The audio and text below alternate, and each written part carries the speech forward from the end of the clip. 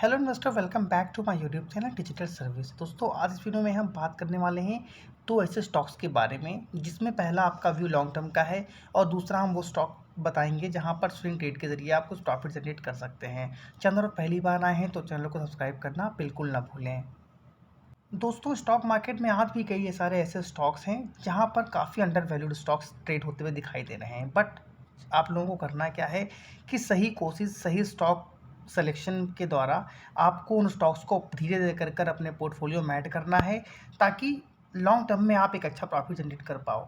तो आज हम आपके सामने एक ऐसे स्टॉक्स के बारे में बात करने वाले हैं जो प्राइस काफ़ी अंडर वैल्यूड हमें नज़र आ रहा है एज़ कम्पेयर टू ऑल इनके पीयर्स जो हैं उनके कंपैरिजन में।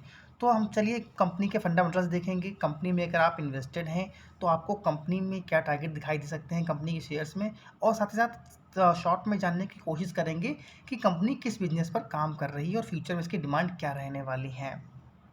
जैसा कि कल मैंने आप लोगों को एक चीज़ सिखाई थी, जब भी आप किसी मिड कैप, स्मॉल कैप या लार्ज कैप किसी भी कंपनी में अगर आप इन्वेस्ट कर रहे होते हैं तो आपको चार पैरामीटर्स बहुत ज़्यादा देखने ज़रूरी होते हैं। पहला, कंपनी डेब्ट फ्री होनी चाहिए, कंपनी के पास कैश इक्विवेलेंट होना चाहिए, कंपनी की सेल्स साल दर साल बढ़नी चाहिए, और अगर आप यहाँ पर कंपनी की सेल्स बढ़ रही हैं और यहाँ पर कंपनी का प्रॉफिट भी बढ़ रहा है तो उस कंपनी में इन्वेस्ट करना लॉन्ग टर्म के लिए काफ़ी ज़्यादा फ़ायदेमंद होता है। शॉर्ट टर्म अगर आप इन्वेस्ट कर रहे हैं तो फंडामेंटल्स ना देखकर आपको टेक्निकल्स पर यहाँ पर ध्यान देना होता है। तो चलिए यहाँ पर हम कंपनी के एक बार देख लेते हैं कि कंपनी के फंडामेंटल्स कैसे हैं और कंपनी बिजनेस क्या करती है।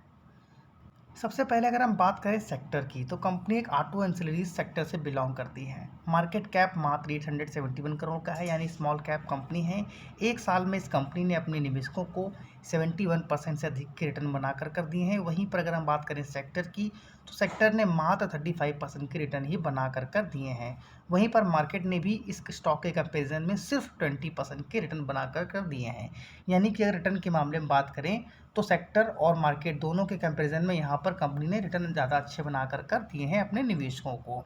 वहीं पर अगर हम कंपनी की बात करें मैनेजमेंट रिस्क की, तो एक एवरेज मैनेजमेंट रिस्क है क्योंकि यहाँ पर काफ़ी स्मॉल कैप कंपनी है और मुझे पूरी उम्मीद है कि आने वाले समय में इस कंपनी में ग्रोथ होना बाकी है। क्योंकि यहाँ पर बात हो रही है ऑटो एंसिलरीज की, तो आप सभी को पता है कि आने वाले समय में ग्रीन जो भी इलेक्ट्रिक व्हीकल्स हैं उनकी कितनी ज़्यादा डिमांड बढ़ने वाली है। तो जो भी कंपनी ऑटो एंसिलरीज से रिलेटेड हैं, चाहे वो मिंडा कॉर्प हो या मदरसन सुमी हो या फिर जो भी अन्य कंपनियां यहाँ पर या बॉस हो, हर एक को यहाँ पर बेनिफिट मिलने वाला है। लेकिन मेरा हमेशा आप लोगों से कहना होता है कि आप स्मॉल कैप कंपनी में अगर आप इन्वेस्टमेंट करते हैं तो यहाँ पर लार्ज कैप के कंपैरिजन में रिस्क तो ज़्यादा होता है, लेकिन यहाँ पर रिवार्ड बहुत ज़्यादा बड़े मिलने वाले होते हैं।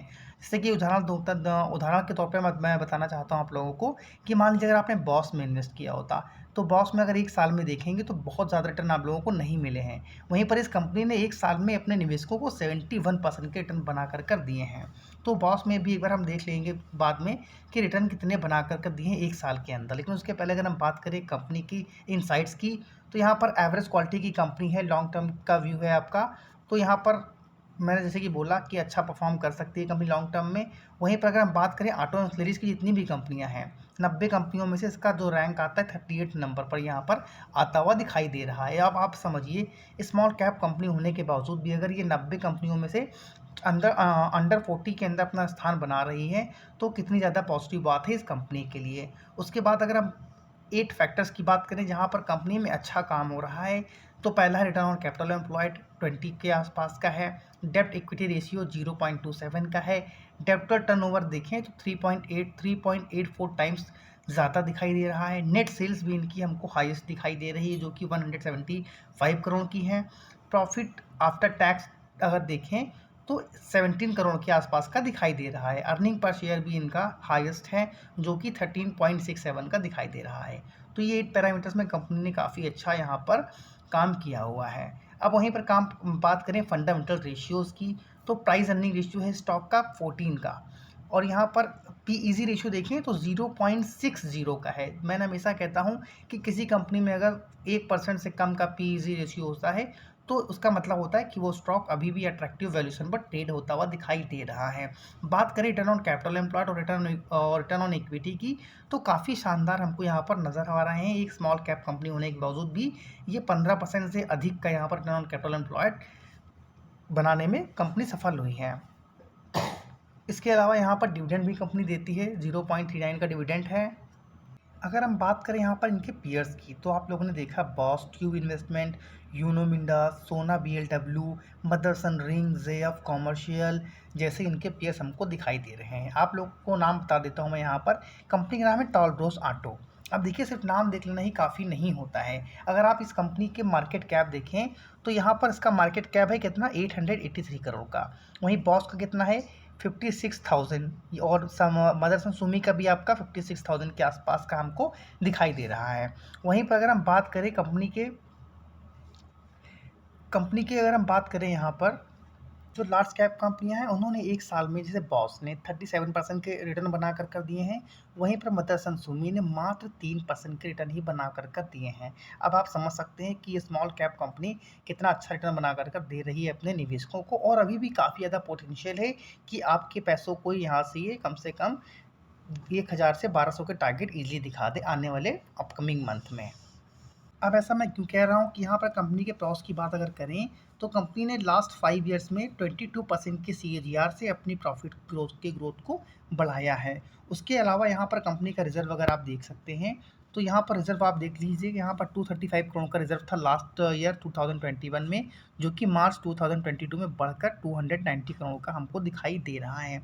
बोरिंग भी यहाँ पर कंपनी की 103 करोड़ की रहा करती थी, जो कि घटकर 89 करोड़ की है, जो कभी किसी भी कंपनी के लिए काफ़ी ज़्यादा पॉजिटिव पॉइंट होता है अगर वो अपनी डेट को कंपनी कम कर रही होती है तो। उसके अलावा यहाँ पर बात करें टोटल एसेट्स की, तो एसेट्स भी हमको यहाँ पर बढ़ते हुए नज़र आ रहे हैं, आप देख सकते हैं। तो एसेट्स, बोरोइंग कम, एसेट्स का बढ़ना, रिजर्व का बढ़ना, शेयर कैपिटल, हर एक चीज़ यहाँ पर पॉजिटिव है। उसके अलावा प्रमोटर के पास भी इनके 58% से अधिक की होल्डिंग है, जो कि यहाँ पर आप देखें तो उन्होंने बढ़ाई है, जो कि पहले 58.16 रहा करती थी जून 2020 के क्वार्टर में, जो कि दिसंबर 2022 आते आते इन्होंने बढ़ाकर अपनी होल्डिंग को 58.32% का कर लिया है। FIIs के पास बहुत ही नॉमिनल FIIs DIs हैं, बट यहाँ पब्लिक में अगर हम बात करें बड़े इन्वेस्टर की, जिससे कि आपने थंबनेल में देखा होगा, मिस्टर विजय केडिया जी, और दूसरा यहाँ पर नाम आता है डॉली खन्ना, जिन्होंने यहाँ पर 1.18% की हिस्सेदारी उठा रखी है।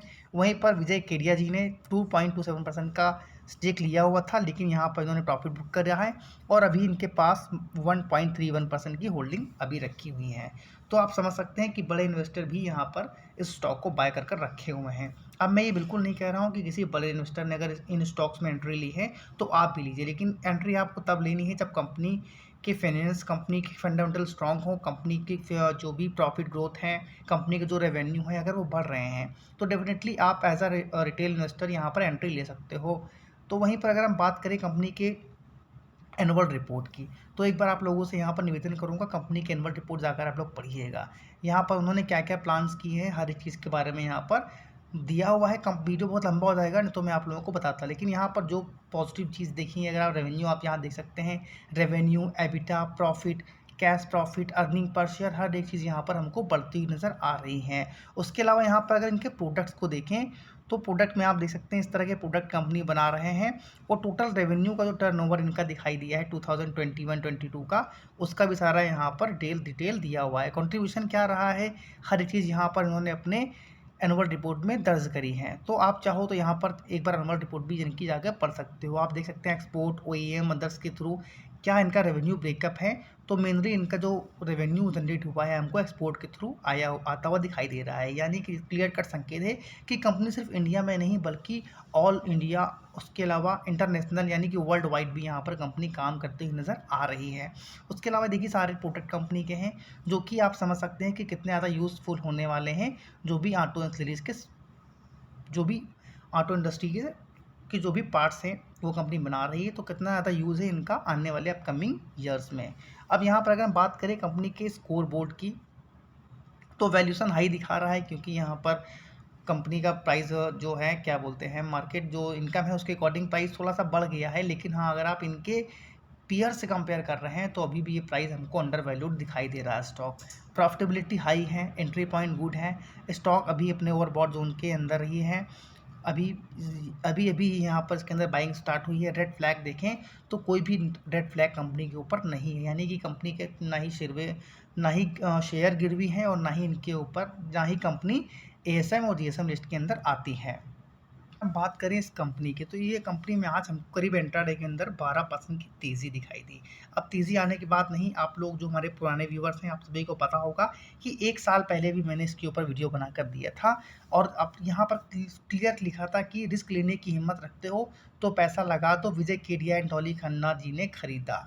तो मैंने बिल्कुल ये भी नहीं कहा कि उन्होंने लिया है तो आपको लेना है, लेकिन क्योंकि कंपनी फ्यूचर में अच्छा कर सकती है, मैंने उस वक्त भी क्लियर कट कहा था कि फ्यूचर में अच्छा बिजनेस करेगी कंपनी, जिसकी वजह से आप देख सकते हैं कि 1 साल के अंदर अंदर यहाँ पर हमको 76% के रिटर्न आराम से मिल गए हैं। तो ये वो पावर होती है कि अगर आप स्टॉक्स का सिलेक्शन सही समय पर करते हो और सही समय पर एंट्री लेते हो तो आप उसमें अच्छे प्रॉफिट भी जनरेट कर सकते हो।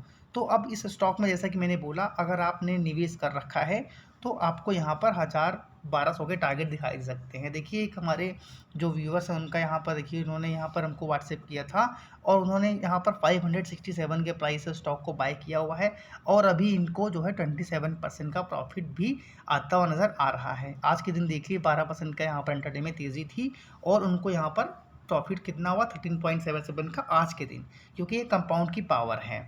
और डिस्क्लेमर देना चाहता हूँ, टाल्को सांटो की शेयर हमारे पोर्टफोलियो का भी हिस्सा हैं, तो एक बार आपकी खुद की रिसर्च अवश्य रहनी चाहिए किसी भी स्टॉक को बाय करने के लिए। अब हम बात करते हैं उस स्टॉक की जहां पर स्विंग ट्रेड के जरिए आप कुछ प्रॉफिट भी जनरेट कर सकते हो। आज का जो इंट्राडे स्टॉक, जो स्विंग ट्रेडिंग का स्टॉक है, उसका नाम है महामाया स्टील इंडस्ट्रीज लिमिटेड, जिसको हम महा स्टील के नाम से जानते हैं। करंट प्राइस 73 रुपीज़ के प्राइस के आसपास चल रहा है। इस स्टॉक के अंदर हमको तेज़ी की संभावना दिख रही है। आप चाहो तो करंट प्राइस पर एंट्री लेकर चल सकते हो। स्टॉप लॉस आप लोगों को इस स्टॉक के अंदर रखना है 69 रुपीज़ 50 पैसे का, और जो टारगेट आपको आने वाले समय में इस स्टॉक के अंदर दिखाई दे सकते हैं वो यहाँ पर रहने वाले हैं 80 से लेकर 82 रुपीज़ का। तो आप यहाँ पर देखें तो रिस्क बहुत छोटा है, बट रिवार्ड यहाँ पर काफ़ी बड़े हमको नज़र आ रहे हैं। तो ज़रूर 80 से लेकर 82 रुपीज़ के टारगेट के लिए आप स्टॉक को करेंट प्राइस पर बाय कर सकते हैं। फिर से डिस्क्लेमर देना चाहता हूँ, सेबी रजिस्टर्ड एडवाइज़र नहीं हूँ, तो कोई भी इन्वेस्ट करने से पहले आप एक बार खुद की रिसर्च या अपने फाइनेंशियल एडवाइज़र की सलाह जरूर ले लीजिएगा। आज की वीडियो को यहीं पर वाइंड अप करते हैं, मिलते हैं अपने नेक्स्ट वीडियो में। तब तक के लिए जय हिंद, जय भारत।